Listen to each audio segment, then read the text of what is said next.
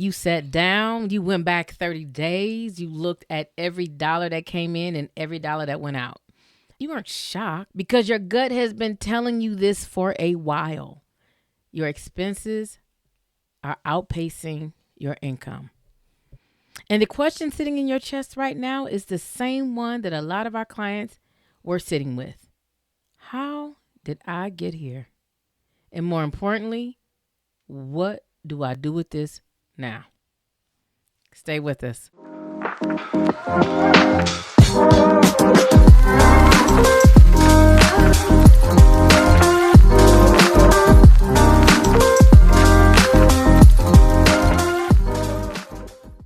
Welcome to Wealth and Wisdom Together. I'm Weslia. And I'm Willa. Welcome to the place where faith-driven women stop letting money be the missing piece and start becoming who they were always called to be. We're here to help you manage money confidently, live your life purposefully, and build wealth intentionally, because the fulfillment God purposed for your life is already waiting. And today we're talking about the moment after you finally see where your money is going, when you sit with the actual numbers and see that your expenses are outpacing what you bring in. And we want to walk you through what we do as a coach with you in that moment. We hear it often in client sessions, in the questions our clients ask when they finally feel safe enough to tell us what's really going on. And what we keep hearing sounds something like this. I feel like I'm doing what I'm supposed to do, so why does it feel like I'm always one unexpected bill away from a real problem? And what makes that question difficult to confront is not paranoia or irresponsibility. Because for many of you, the numbers are genuinely tighter than ever before. Tighter in ways that are hard to explain to someone who isn't experiencing the same thing. And when you do not have a clear picture of what's coming in and going out, your cash flow, your margins become smaller, or that deficit gap can quietly widen until it's not quiet anymore. So before we get into it, if you're watching on YouTube, hit subscribe and tap the notification bell. If you're listening on your favorite podcast platform, take a moment right now to like and subscribe so you do not miss a single episode. So we want to start with a story. We had a client. One of the exercises that we give people who do not have a system for their cash flow or budget is to have them do a 30-day expense tracker. This exercise gives clarity to where your money is going, what your spending habits are, and your spending behaviors. Mm-hmm. It's a starting point. Yeah. And when this client sat down with us, she said something that has stayed with us. Mm-hmm. She said, I'm worried about not having enough. Not because I think I'm going to lose my job. It's just that everything is so expensive. I can't leave the house without spending $100. Oh boy. Mm-hmm. I go to dinner, it's $100. I go to the movies, it's $100. And it's not getting any better. It's not. It is not. I remember back in the day, okay, you heard me what I said. Back in the day when we called Target the $100 store. Yeah. Because you weren't leaving there without spending at least $100. That's right. So right now that Target store is Costco for me, because you go to are you leaving Costco without spending $300? That's on the low end. So what this client was sharing with us is real. Your expenses outpacing your income is not always a result of bad decisions. It can very well be the result of the world that has genuinely gotten more expensive. Groceries, housing, childcare, insurance. All of these costs have gone up. In fact, the American Psychological Association reports that 83% of adults in the United States say inflation is a source of stress. And I just heard this quote repeated on our colleague, Stacking Benjamin's podcast. They were talking about this. Mm-hmm. So remember, this is not personal failure, y'all. This is a shared reality. You're right. And when the expense tracker reveals the gap, the first place most of us go is shame. We begin to feel ashamed. We start telling ourselves, I should know better. I make good money. How did I let this happen? Yes, yes. And again, Shared reality, remember? yes, yes. And It's not you. We always talk about the shoulds. A question to reframe what you really want to know is, why didn't I see it until now? Yeah. I think that would be a better way. Not what's wrong with me, I should have known better. But no, why didn't I see it till now? You know, it's one of those things like, I don't know if you've ever put on a jacket you haven't worn in a while, or a pair of pants, and you reach in your pocket and you find a $50 bill, or you find a $20 bill. Now, your first response is to be so excited. Oh, I got $20. But my brain also asks this: why didn't I know I lost $50? Like why didn't I know I didn't have $20? So again, it's like, why didn't I see it until now? And the answer for you for that and for most of our clients is the same, because there was no system. Yeah.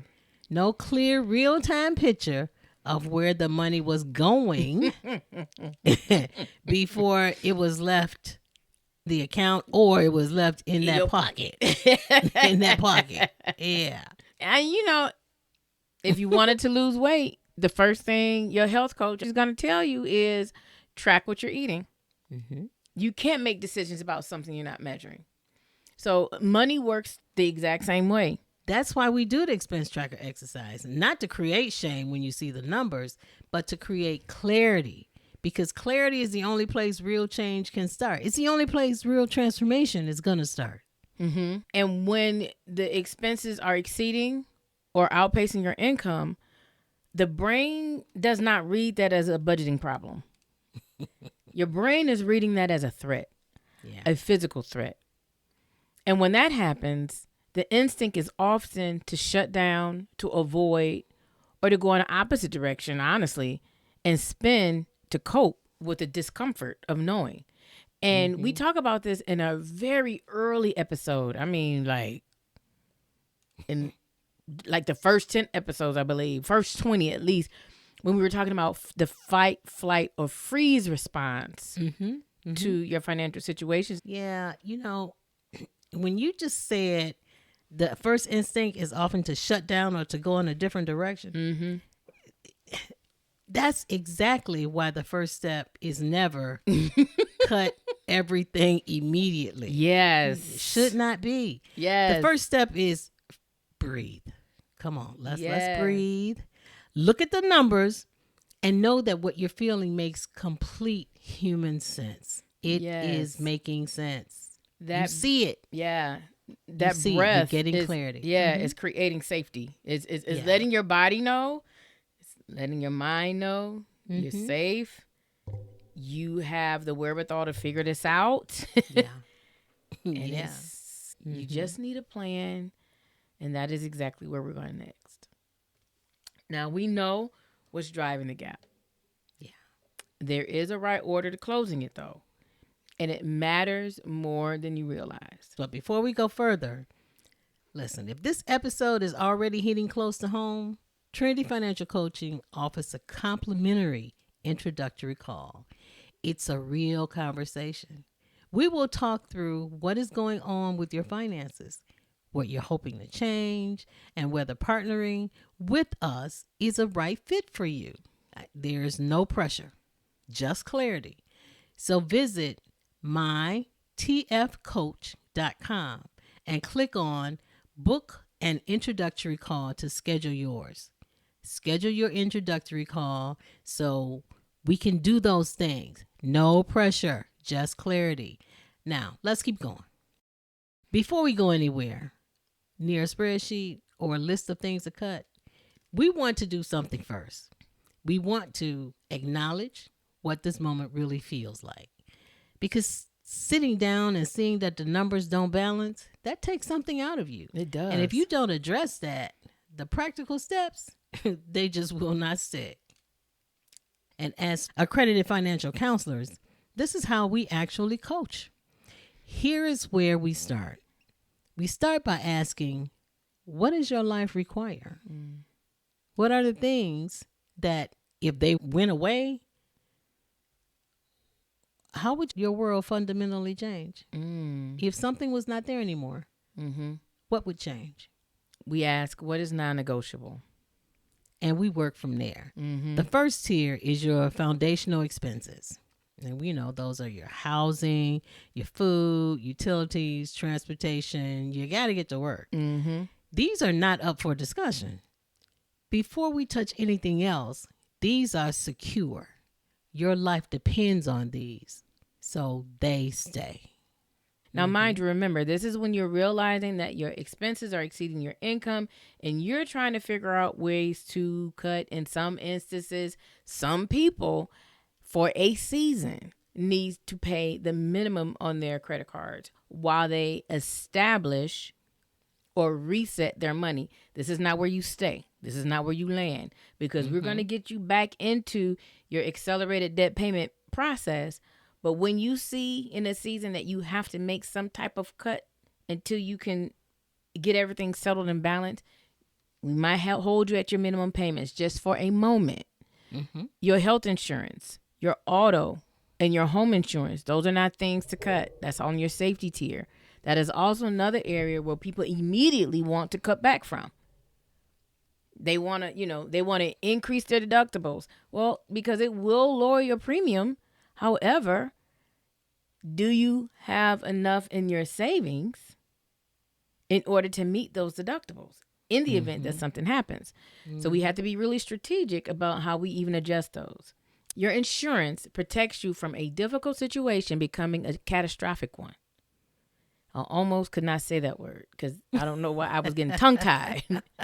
But again, you do not cut here. You do not cut here without strategy, and that is not the first place that we cut. So immediately, we're not looking at cutting your foundational expenses, housing, food, utilities, transportation. We're not immediately looking to cut your safety tier, your health insurance, your auto, your home, and looking at if you are paying extra on your debt, that might be a place that we might pull back from for a moment, but always maintaining that you're paying your minimum payments. And one thing that often surprises people is that we don't immediately strip away everything that makes your life feel like your life. Right. We don't take away everything that you enjoy. There are things that you want to do, things that complete you. Yeah. We don't grab at those and say, you don't need that. No. These are things that are valuable to you. Yeah. When you take everything away, the plan doesn't hold. It won't stick. Listen, you can white knuckle for a few weeks and then spend everything you saved in a single weekend. Because the restriction becomes unbearable. And it's the key reason why people say they don't like budgets. Because they make it so restrictive, and that's not sustainable. That's right. We ask something different. We say, what actually matters to you? What brings you real, lasting joy? Not just temporary relief in the moment, but real, lasting joy. Something that really matters to you. Right. And the answer to that question is different for every client. It'll be different for each and every one of you. And this is why we always say personal finance is personal. And this is also why when we go through the tiers, cutting immediately from those tiers isn't the first thing that we want to do. Because there's some room in your expenses where you can cut first. I promise you there is. But you answering that question of what actually matters to you, what brings you lasting joy, that's going to help drive that decision for the areas of expenses that you want to decrease. And that is so important because a dinner with your closest friend, it might be worth every dollar, but a subscription you haven't opened in 4 months. Well, let's talk about that one. It's costing you. You can give that up or reduce it. But if you haven't opened it in 4 months, that one's costing you money and giving you nothing. So we find the difference. We help you see clearly what aligns with your actual values and what you are choosing intentionally and what has just been happening by default. And I have an example. I had an Audible subscription that I was paying for, but I couldn't even keep up with the reading. And so every month the money was coming out. I had these credits. I had to keep finding these books. And so I just kept adding books and adding books and adding books. And I couldn't listen to the books as fast as I needed to use the credit because it was like, you got to use the credit or lose the credit. I said, oh my gosh. I even paused it a couple of times to catch up. Couldn't catch up. So I finally made a decision to cut that expense. I'm not saying that my personal development isn't something that I value, because it is, but I could not keep up with the idea of Audible, and that was a cost that was happening by default, not because it was something that I was choosing intentionally. And so I got rid of it. Wow. All right. So here's a question worth sitting with this week. If you had to keep only the things that genuinely align with your values and your priorities, what would stay? What would you keep? What would you look at and realize you were spending out of habit? You were spending these things out of habit, not because it actually matters to you. Now, Wes's example, Audible mattered to her, but life came in there, time and everything. Sometimes you just can't get to it. Gotta let it go. So what would you look at and realize you were spending on out of habit or desire or hope? That's or it. that you just didn't get to it? We do spend money on things that's a promise and a hope. Yeah. And then you have the picture. Yeah. And you know how to stop prioritizing. You can do that now. But here's the thing. The tiers give you the map. You still need the vehicle. Yeah. You need a system that works in your real life, not just on paper. In our coaching practice, this is what we call Milestone 3 of the 7 milestones to financial fulfillment. And the name of this milestone says exactly what it does. Establish. It tells your money where to go. Gives you financial control. That's what we're looking for. Financial control for you. Because this is where you stop wondering where your money went and start deciding where it's going. And those are two completely different postures. When we ask the question versus I should know what to do, I should be better, versus how did I not see this coming? This is going to help you be in that posture of seeing it coming so that you can make the adjustments along the way. The thought process, if you will, that mindset, only one of them is going to build anything. The shame questioning is not going to build anything. The proactive, intentional questioning, that's what's going to build something. Now, the foundation of this milestone, that's, remember, established, telling your money where to go, and you get financial control, is what we call a values-based spending plan. It is a plan for your cash flow. On purpose, ahead of time. You're establishing financial control. You're deciding where your money is going before it leaves your account. That is it. That is the whole thing. Not being reactive, but being proactive. A values-based spending plan is the concept. The goal is to empower you to set powerful intentions for your money. If the name doesn't resonate, rename it, but build it. Yes. Because this is the piece that changes everything. It's going to change your whole financial household, your financial future, everything you do with your finances. And that plan is built around your life. Not a perfect vision of it. Not the life you'll have after all the debt is gone. The actual life that you're living in right now in this season, as it is right now. I have people who are like, I want to meet with you. So when they do their tracker and they'll say, I don't want to use May because I did XYZ. And I'm like, okay, use that. Use May. It may have been a high spending month. I don't care. It doesn't matter.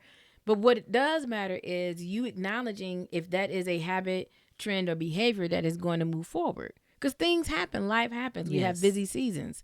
And sometimes when they do the tracker, it is acknowledged that this is an actual picture of my cost because this didn't happen, that didn't happen, this didn't happen.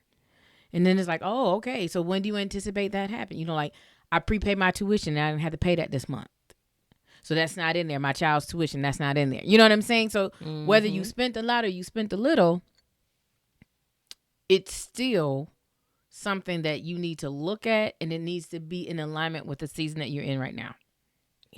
And we also do something in this milestone that people don't always expect. Yes. We talk about triggers. Yes. The emotional and the situational patterns that send spending off track. You send it crazy. Because that client we described, the one who can't leave the house without spending $100, that is not a willpower problem. That is a pattern worth understanding. Yeah. First she recognizes it, then understand it. Yeah. Is she spending to manage anxiety? Is she spending because going out with people feels like it requires keeping up? Is she spending because there was no plan in place before she walked out the door? That's a big one. Yeah. So every decision became an in the moment or impulsive decision. Well, we speak to the clients and we find out, and then we build around it. Yep. Because the goal is not to make you stop living. The goal is to help you live on purpose. And we find the method that actually fits your personality. Because there's no one right system for cash flow management. So it's whatever system that works best for you. And that's the system that you will actually use. Financial decisions stop being reactive and start being considered. And that shift from reactive to intentional changes the feeling of your entire financial life. Changes everything. They put you in the driver's seat. That feeling matters because the goal is never just numbers. The goal is a life that reflects what you actually believe and what you actually value. Yes. So it's time for wisdom from the word. Judges 7. God tells Gideon in verse 2, and if you're familiar with this passage, you're probably like, well, what does God to do with expenses and my budget? I am so glad you asked because I'm about to tell you. So the verse 2 says, you have too many men. I cannot deliver Midian into their hands, or Israel will boast against me. My own strength has saved me. So what he's saying is too many men. Okay. Or too much overhead. Or too much is going out for where I'm calling you to go. And then in verse 4, after Gideon thins the army once, God says, it's still too many. All right. Still too many. He is not done pruning yet. God did not thin that army randomly. He was intentional about every single man who stayed and every single man who left. He knew the plan. Yes. He knew what the mission required. And he needed Gideon to trust that he knew, even when the math looked impossible. So, before you open the spreadsheet, open your hands. What are you talking about? Ask God for revelation. Open your hands. For those of you who can't see me because you're listening, I have my hands open in reverence. Open your hands. Ask God for revelation. Ask him for wisdom about what needs to stay and what needs to go. We gave you a framework. We gave you a tier of priority. We gave you the questions that you can even present. Ask God what needs to stay, what needs to go. Ask him to show you the expenses that are pulling you away from where he's calling you. Because God prunes for growth. And some of the expenses that he wants you to decrease may be in the areas that are quietly distracting you from reaching the financial fulfillment he has designed for you. Yeah. We will all have seasons in our finances where we have to let go and trust God to do more with less with him.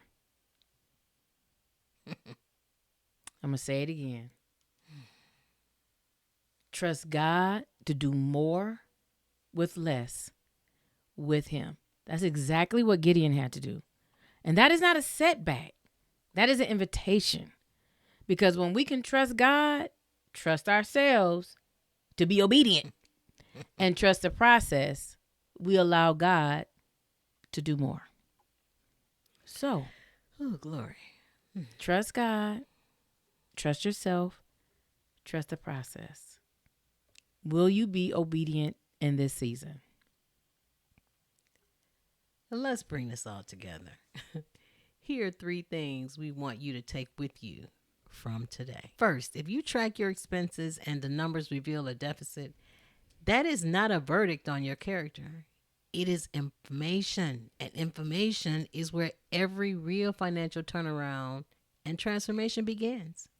Second, closing the gap has a right order. You start with what your life requires. Yes. You protect your safety.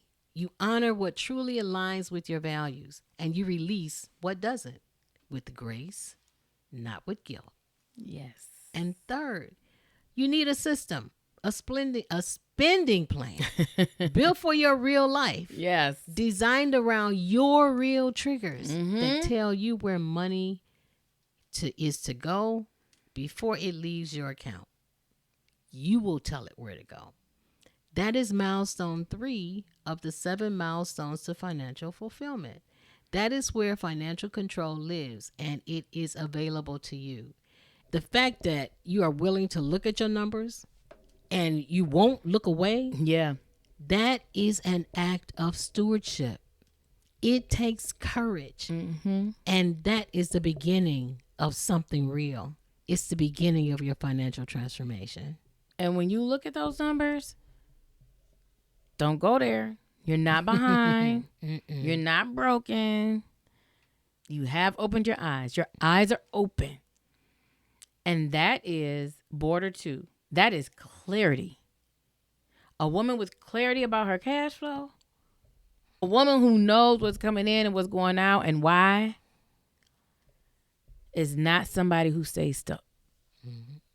That is somebody who builds. So the next step in that build is conversation. Schedule your complimentary introductory call at www.mytfcoach.com.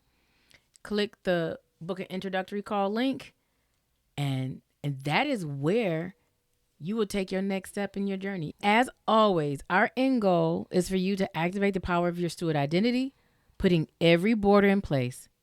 Alignment, clarity, confidence, and fulfillment, so that you can complete your picture of financial fulfillment that was designed for you. Trusting God, trusting yourself, and trusting the process. Goodbye for now, and continue to tap into wealth and wisdom together. Bye-bye.